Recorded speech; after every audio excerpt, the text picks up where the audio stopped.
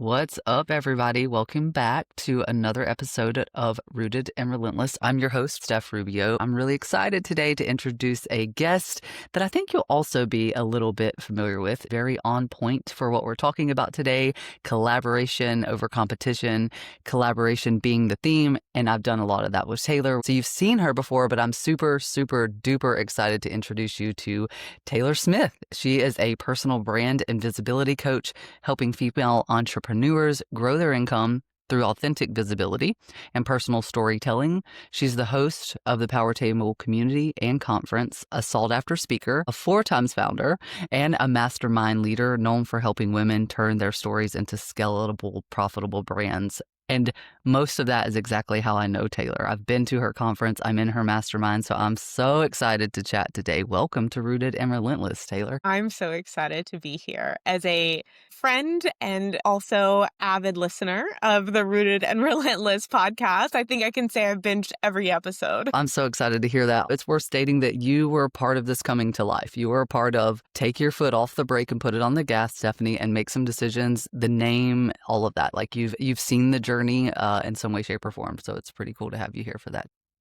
Hey, I'm Steph Rubio, your go-to for no-nonsense chit-chat on growing a business and life that you actually love. Around here, we're rooted in who we are, even if we're still learning to love her, getting clear on where we want to go, and we're relentless in our pursuit to get there. We're clawing our way out of survival mode and learning to bet on ourselves. We get into the nitty-gritty of growth in life and in business, money, identity, boundaries, healing, leadership, parenting, partners, and all the messy bits in between. If you're ready to grow on your own terms, laugh a lot, possibly cry a little, maybe laugh until we cry if we're lucky, then hit subscribe and let's get into it. This is Rooted and Relentless. Grab your notepad and hold on to your tits. This one's for you.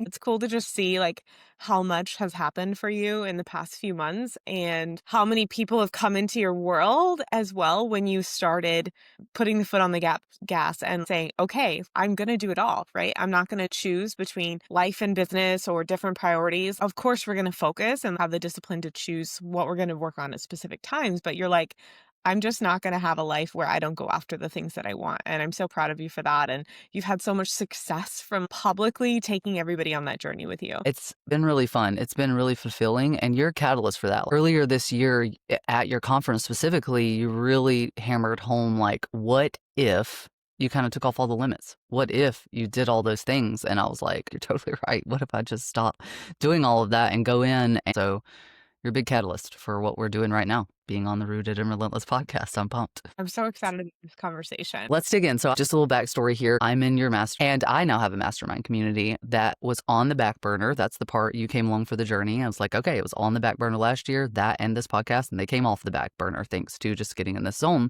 And you've had a mastermind. I want to bring us to kind of when we first met and what we were doing the start of our relationship here. And we'll get into some of this, like how we collaborate versus how we compete. That's definitely a theme I want to dig into. It's something we're hearing online a lot now, and I'm a big fan. I also take a little bit of a realistic approach really to everything I do, in that we are competing. I mean, whether it feels that way or not, if you bring business to it, if you have customers deciding between your two offers or joining both or going back and forth, that's competing. But how you approach it, how you leverage it, how you show it with grace and integrity is the difference. And that's what I want to get into in this chat. When you invited me to your mastermind, I keep saying last year, but I think it was actually January of this year, right? Yeah, maybe I invited you last year, but it was like for the one we did last January, like January 2025, right? Yes. Yeah, I think so. And so full circle, I went this weekend. But when you invited me, I don't know if you remember what I said to you when you invited me. Well, I do. It stuck with me. Okay. I was like, no one's ever said this to me before. And you said something, and maybe you remember more clearly than I do, but you said something like, I'm interested, full disclosure, I think I'm about to, at some point, launch the exact same thing. Yeah, exactly. That's what it was. It was like, I knew, similar to you have this long-term vision. I've heard you talk about it and how you've reverse engineered back to that, right? And it's what we help other people do. So I also love that you have a mastermind when they're blowing up right now. We watched this shift over the last year. I certainly did. I created mine because of a direct ask. Someone was like, we're in these communities, they're not hitting it. I've seen you talk about your goals for 2025. Is a mastermind or group part of that? I was like, It is now. If you need it, I'm creating it. But also watching that too, we were all, I think, sick in the online space of the fake engagement for the sake of hitting the engagement box. That's what I found. And I was like, I want real conversation. We cannot grow like this. Everyone is quite literally hitting a wall. So how do we get through that wall? How do we continue to grow and get better? And that was my answer to it. Now, this transparency and honesty part, this will get us into the collaboration over competition. I still don't know why. Like I've considered, definitely don't want to be seen ever as copying people, but I don't think it's the fear of that that made me say that. It was just being transparent. So you know too that when this pops up in a year, it was important to me to say, you're inviting me. I do think this will be beneficial to me. And also, full transparency, I'm doing something like this at some point. I'm getting strategies from you that I don't have because I've never done it before. So where you can come in and tell me, like you have specifically, um, about the 4 or 5 month mark, right? When you're members, like tell us a little bit about that. You told me this, and that's the kind of strategy that I'm like, okay, I didn't know that. I wouldn't know that unless I've researched. And my method of research right now is surrounding myself with people who have done it and can lean in. So if you want, tell us a little bit about that component you've kind of heard for anyone that's listening, considering groups, or just Mm. to consider themselves if they're in there, how they can leverage and get more at these different points. So from like a membership or container perspective, if you are someone who has an offer or you're thinking about it, one of the like data points is that membership retention, people on average will reconsider their investment at about the 4 to 5 month mark. And that's pretty consistent across all types of offers, and it actually has very little to do with results or your skills as a coach. It's just like a hallmark of subscriptions. This is pretty like typical. People go through this kind of flex period where they're looking at, how many subscriptions am I paying for? How many programs am I going through right now? And they're also often re-evaluating new things they want to join. And so that causes them to look at the things they're currently in. And so knowing that, you have to really think about, okay, where will my people be 4 to 5 months in? So I have to, knowing at that point, they will be reconsidering where they are. At that point, I need to paint a vision of the future for them if they stay. And that might be leveling up skills.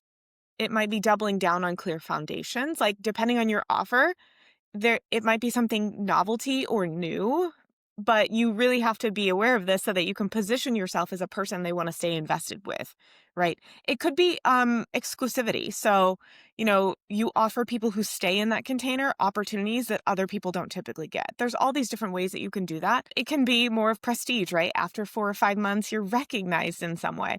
But like being aware that when you have any kind of like mastermind or coaching or group program, even a membership, that is going to be the normal point where you start to see churn. And then from that point on, churn is about 10% on average. It can be certainly lower or higher depending on the offer and the price point and those things. It's important to be aware, and especially if you have people in your offers or in your world that directly compete with you, because that means every 4 to 5 months, they're going to probably be checking out the offers of other people. And that doesn't have to be a bad thing, but just like being aware of that, I think is helpful. Yes, agreed. Thank you for sharing that. Those little things, you know this, you've iterated on this for a while. They really help other folks who are kind of doing this for the first time or emerging and have this foundational great thought. Like I knew the journey I wanted to take my people on. Yeah. That was clear. I know what I'd do with people. I know this sexy strategic planning, as I call it. And so thinking through that in the format, was it going to be a cohort? Was it going to be evergreen? And I could discuss those, the naming convention, we went through that component. But then you come in with these tidbits and these strategies on the end. And I'm like, that's the light bulb. That's so helpful. So I really want to talk about how, okay, I joined your mastermind. You've had this for a while. I joined in April, so this is 6 months now. Joined in April. I think we kicked off around the end or the start of May, and now we're 6 months into this journey, and I launched mine September. We kicked off October 1st. So about 6 months later, how do you navigate having a program where, especially in this case, like you're going to be able to talk about how other people do, but what we do is really similar in some ways when you see this surface. When we do the strategic planning, when we force people to like think through and get clear on their future, their vision, and we pull in the strategy of where they should be doing what, but then we start to differ a lot. However, when you hear from us and you meet us and we explain what we do at that surface, it starts to sound very familiar until you get in here and our tentacles kind of like this array. So how do you approach that and not feel the competition yourself? How do you have people in your programs and really come at it from a collaboration standpoint and not this competitive standpoint? Yeah. And I'll like just add one more specific thing. So you and I spoke at the same event a few weeks ago as well, almost a month ago now. And I feel like online, I'm pretty good about maintaining, like, I just tune out a lot of noise online. I don't really worry about what other people are doing online. And in that event, it was like such the coolest feeling that I was like, oh my gosh, Steph and I are here we're competing for all the same sales in the room in person. But this is like the most awesome thing that could have happened. So I think it's very easy to get stuck in a mindset of it's a scarcity mindset, right? Or belief that maybe you're not good enough. There's definitely some imposter syndrome that can come up if you're worried about other people competing with you or copying. I will maybe stick to copying, right? Like fear that comes up often. And like, don't get me wrong, I certainly sometimes it's very frustrating when I do something and then literally every person in my community or network goes and does the exact same thing. And it's both flattering and a bit frustrating. Like, for example, I added the word live to the end of my event, Power Table Live, and every single conference within a 300-mile radius added the word live to the end of their event. And not that I was the Yeah. first person to ever do it, but it was like I watched the influence I had kind of ripple out into all these other events. So that's the mindset you can often get stuck in. But actually, what we should be focusing on is leadership means being so secure in what you deliver that you want your clients and the people in your community and the people you collaborate with to become your biggest success stories, right? And not because I like am taking credit for all of their success or your success, Stephanie, but like I literally want people to outperform me. That would be my dream, right? Is that they take what I know or what opportunities or collaboration they've gotten as a result from working with me and they create that life and dream that they have been working on because there was just like maybe one little missing piece, right? And everything else they already had within them. And that was the one little puzzle piece that unlocked everything. One of the phrases that I love is lighting your candle doesn't dim mine. And it's a little cheesy, but it's so true at the end of So the good. day. And then from a strategy point of view, a couple things I want to point out is it actually benefits me and my sales to closely associate with my competitors. So you're not the only person that I have both in my containers and other clients are also in their containers. Like we're sharing and like cross pollinating people and it actually increases my sales as a result. I also make an effort for those type of people who are kind of my direct competitors, but at the same time also send me a lot of people. I make an effort to frequently be seen with them. So those are the people I invite, like, hey, I have a bonus ticket to this event, or hey, you should come to this. Because I actually want people to see me in my content with certain people over and over and over again. So I love to associate with PR girls because their people also want to attend events. They also need business coaching. So you're going to often see me intentionally kind of competing for the same thing. And they have very similar offers, but their clients are also my ideal clients. And it's important to recognize as well that people are going to move back and forth. And you can't just sell your own offer over and over and over again. You can't look like an island, right? Totally isolated on your social media if you want to successfully sell a mastermind or a group program. If you're selling community, you actually have to prove you have community. And people want to be able to tap into not just you, but who else is in the leadership level that they can learn from and access and increase their own credibility and visibility in the process. So I will say it's actually more of a benefit than people think if you closely collaborate with people who are competing at the end of the day for the same dollars from the same ideal client. Okay, nuggets. I had to get the folder out for this one because I'm like, pinpoint, pinpoint, pinpoint. Specifically, you have to be secure. Starting back at the top, you have to be secure in what you do, what you produce as a leader. And that doesn't mean there's not going to be these scary zones, but I think we add communication right behind that. And that's what you and I did really well. Starting from that first time, you know that your people will find you. That is something that helped me a lot last year. In our case, our people are some of the same people. I know folks who are existing clients of some of my offers who I've invited to some of your events, and now they become your clients in the mastermind, right? So those are real use case examples of what we're talking about here. And a lot of this is new to me. I haven't done iterations of the mastermind, right? So seeing this and being able to see you lead by example and not have any of that kind of mean girl on the back end. There is zero of that. My success would look a lot different if that was the case. Luckily, I have a decent emotional IQ, so I can peg that and I wouldn't be in your community if that's the case. But it's a real testament to you and that you do exactly what you're saying. You're a community builder. You're known for that. You have built a community by the way you approach this integrity and transparency and leading other people and not feeling this competition as a bad thing or letting the potential that people will copy you scare you into not doing it. You do it anyway. And you show up in rooms where then we're together and we're moving together, like you said, at these events, and we are chasing the same clients. We are having similar conversations, and we are both able to do that without any, what's the word I'm looking for? Like ill feelings on the Hesitation. back. Yeah, Yeah. any hesitation, any kind of chip on the shoulder, any voice in the back of your head, whatever, none of that. We can just move. And I know I can do it because this motto of your people will find you. I mean, I think it's also important to realize there's this concept of like there are no real original ideas. And so letting go of a little bit of ego of like, I'm the only one to have ever thought about it this way. It's like a lesson I have to sometimes remind me of. It is okay if other people have released something similar or talking about very similar topics. And I think often when you're a community leader, you will often see your people doing what you do. And that feels pretty good and secure most of the time. Like your members, your clients, you're like, okay, yeah, I taught them that. Now they're doing it.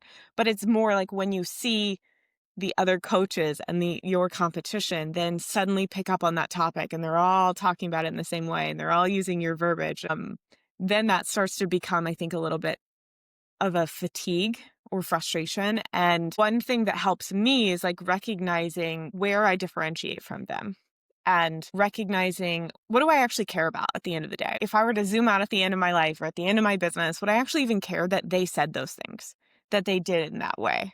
And the answer is no, right? I care about the people that I helped.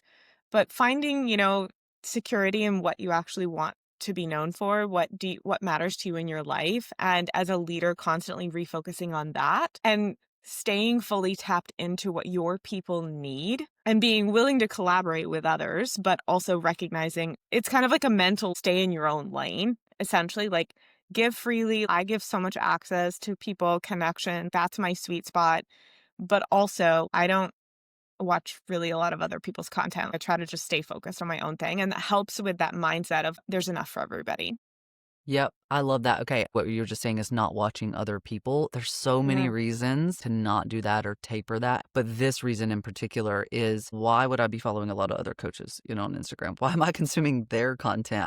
That's not what I need to be doing. What I find is when I do see something on Threads or Instagram, it shocks me in a satisfying way. If I see something very similar to me, it's almost validating. And then I don't need the validation, but I'm not consuming it. So I know that what I do, I know my offers, I know the approach, the journey, and the transformation I take my clients on is mine. It came from me and my brain. Now, these other pieces I'm talking about is like, okay, so how are we going to do the mastermind? Taylor Smith giving me the strategies of that 4 or 5 month mark. Watch out.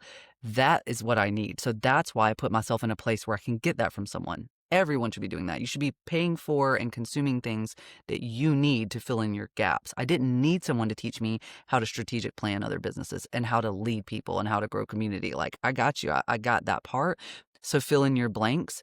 And now when I see people online, Instagram Threads has become a big one where people are talking about the same thing, I'm like, this is cool. So I'm not the only one. And it's so cool because I know I'm not getting it from anyone else. And what better way to validate that you know your stuff and that you guys are both over here doing the damn thing, essentially, and seeing Yeah. other people give these ideas and tips. I love it. It comes back to that feeling secure in your own offers and your own expertise so that when other people are similar but different, it doesn't feel to you like a threat. It doesn't feel bad if you're like, oh, well, they have a gap that like either I can learn from them or I can refer clients to them. And that's often how I look at things too. So, for example, one of my favorite things about having you in my community is I don't have a desire to do a lot of hardcore planning with clients. Like, could I do it? Absolutely. Is it anything that makes me feel so excited? Not at all, right? Please don't give me a spreadsheet. I could talk about visibility and positioning, messaging, personal branding all day long, but I don't necessarily want to sit down and like dive into Yeah. Here's the 6-month plan for your numbers or your operations to get you to this result. So the fact that I have you in my community and my back pocket to be like, this is the person who will get you to that result you want is such a benefit to me, but also to my own clients. Like, I am serving my clients when I can give them people I trust who can fill in the gaps that I have. Yep. Yeah. And you do that well. You are familiar with my offers because you are the leader of your community. You know your people, what they bring to the table. And in this case, how our kind of gaps complement each other, right? And Mhm. where your expertise starts to differ from mine or just what we like to do, not even our expertise. Our zones of having fun are different for sure. And you can plug that in because there are members in your community and you have shouted out like this strategy session I have specifically when you know a semblance of what I bring to the table there. No, it's not something you do or want to do. And they're getting what they need from your mastermind. And there's also another opportunity. And you tell people that and they'll come to me then and I'll do a strategy session with them and they'll stay in your mastermind. And I have met a lot of people that would be in that scarcity that you want all of it. You want all of the money, all of the offers. Like if it's not me, then that means I'm not doing something right. Why don't they need me? You and I have not approached it that way. But it's certainly something I had to face with the mastermind, with the first person that joined mine and then went to join yours. First, you have those initial thoughts. And for me, I think it comes from the background of how women, like we haven't even gone down that, but just how women, Mhm. we were raised in this world. Is supposed to be competition. We are the only Also, we ones who were can win. literally like taught our whole lives to compete with each other Exactly. And so that's the like for filter that generations. comes through. Yeah, exactly. 4 generations and not just each other. So you had to compete. You had to be the woman because there could only be like one when you did get into the man's world. So we're competing with each other, competing for the one spot, whatever it was. So I think if people are listening, it's important to know that if that's your first filter, that's okay because I will struggle with the same thing. That's the first thought. And then it's the reminder of, no, there's actually nothing wrong because I am secure in what I bring. And then that your people will find you. And in our case, our people are the same people sometimes and they're finding us. And that is also okay. Now, if you're not secure in that, there could be a couple of reasons. One, you could be copying people. And if that's the case, you need to have a reckoning. I hope it's no one listening to my podcast because we do a lot of authentic, deep work here. Um, but it happens for sure when you copy someone else and you try to put your stuff on it and bring it. Of course, you're going to have imposter syndrome from that. Of course, you're going to second guess yourself because if it's not yours and your expertise, you're not going to feel confident bringing that to people. You're not going to feel confident in the transformation because it's not the transformation you've taken anyone through yet. Yeah. I think another reason if you feel that way, if you are constantly looking at other people and it feels threatening that they are selling similar offers, you probably aren't getting enough mentorship yourself. You're probably not in the right rooms where you are drawing off of them. It feels so much more comfortable and secure to be able to feed back and forth like you and I do, Steph, when we're also in rooms where we're drawing back and forth with other people and we have mentors and we have peers. And you begin to realize it's actually just one big circle where you're learning from each other and helping each other implement. So you might actually lack that as well in your business if you're in this position where you feel like there's no collaboration and you fear competition. Agreed. That's a great point. Mentorship, how you get it and where you get it from. For me, it's still this theme of like filling in your gaps. What is your knowledge gap? What is that security gap? Like, what is it that you struggle with and who can help you through that? I'm so glad you brought that up because I don't want anyone to think that I've copied them, or have this reason. And it was important for me to bring you on the podcast. You've had a mastermind for years. I have a new mastermind. What would make people think that I'm not copying you? And I don't feel this need to explain that I'm not. I feel this need to lead people, which is what we both do, and share through this platform. If you're in the right community and you've surrounded yourself with other leaders as well and people that act with integrity, you should feel the same way. And if not, then you should be looking for different people or different communities to be in. We both have some we can talk to you about. Taylor, you do this so well. Your conference this year was the catalyst for me. Like at the end, when you were talking about the mastermind, first sitting in the room, that's when I was like, this is it. I'm so sick of my own shit. That was it. I was like, I'm sick of my own stuff. I'm giving myself the excuses. I'm changing my mind. I'm putting these on the back burner. They were intentional. I had personal stuff. I was being careful. Didn't want to launch something that I couldn't give my full commitment to. But that's when I said, well, that's what we're going to do. We're going to put it on the docket. We're going to give it the full commitment. Being in the room with people, you displayed that in a room of 100 people. You do it in your small community. You do it in your bigger communities like your conference, and teach us all how to be better leaders, how to collaborate, not copy, not compete. And I really think it's your superpower. Thank you for making me cry on that Tuesday morning. I don't think I've ever cried on a podcast interview before, but I'm like, "Oh my god, that was that was a lot." It was. You mentioned, I'd say that because you mentioned you should have your own mentors. People should have their mentors. That's the way that we're going to grow in this space. It is a competitive zone without the competitive feel. It's going to be, you mentioned the circle. Someone's called it an incestuous circle to me before because I had this one and I made this concerted effort to like get out and meet new people. That led me to your conference and it was a catalyst for a lot of what I'm at. It still happens though, right? We still have this circle. And so leaning into people that's the way that we're going to continue to stay relevant in this market. The online space is in a big change right now and you lead folks through that. And I know that you're doing the conference again next year. So I'd love to hear a little bit more about it. I told you then, and since then, like I'm going to be there. When I talk to people, there's something to be said when you're in another room, another brand, another conference, and someone says, go to the Power Table Live. Go to the Power Table Live. And we're at a different conference and you hear that everywhere. I tell people without a doubt, you make time to go to Destin. You get to the Gulf Coast next year in April because I'm still seeing things come to light and I'm able to do it in a way where I feel supported. I don't feel anything other than that because of how you create spaces, how you bring communities together. And I know you're doing it again in April. So tell us a little bit about that, especially for the people that need their own communities and mentors to continue on this entrepreneurship journey. Absolutely. I just want to pull one thing out though. You never said mentor singularly. It was always plural. And that's a very important point to make because people ask me all the time. They see my growth and behind the scenes at all the speaker dinners and things like that. When I go speak at events, they're like, who's your coach? And I'm like, I don't have one. I have a whole group of people, mentors and coaches and peers that I trust and that I work on my gaps from a source of many different people. Like I've reached a point in my growth and that I don't like want one coach. I don't want one mentor because there's so much more power in all of those people and leveraging so much experience. And that really comes back to community, right? Like it's not just something I built where I'm the leader. That is how I view like the people I'm learning from is that's a whole community I get to tap into. It's not a singular person. And Huge. that's what we build at Power Table Live is we have incredible speakers. We bring in a lot of big names, but it's a strategy-centered conference. So not a motivational event. Like you're going to be motivated, right? You're going to be like, I have to go home and work right now. Like I'm so excited about this. We're there to teach what's working right now. And you learn from women who are not just telling you why something is important, but they're saying, let me show you step by step what I did. Pull out your laptop. Let me show you how. And our speakers are very special. We bring in women who are not just going to dip in for their 30-minute talk and then dip out. They literally pour into our attendees and our community for 2 days. They sit with you at lunch. They're in the networking hours. They sit and talk to you about how things will work in their business. They're in the group chat. We've created something where you get to be around some of the best and most innovative women in business, and they're fully present with you.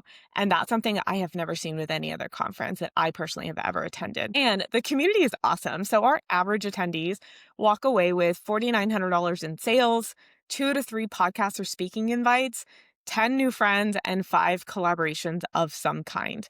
We collect that data. I've always said I'm a strategy girl, not a hype girl. I don't just want to know that you liked the event. I want to know what you got out of it. And so from our 2025 survey, that's the average that came out of it. So not every room, I'll say, has that kind of result. And if you're someone who's like, I want to be all in and I want to be around other people who are also all in on their dreams and goals, Power Table Live is the place for you. And it's beachfront in Destin. It's at the most beautiful oceanside resort. It's going to be so great. So if you're looking to get more rooms next year, please join us.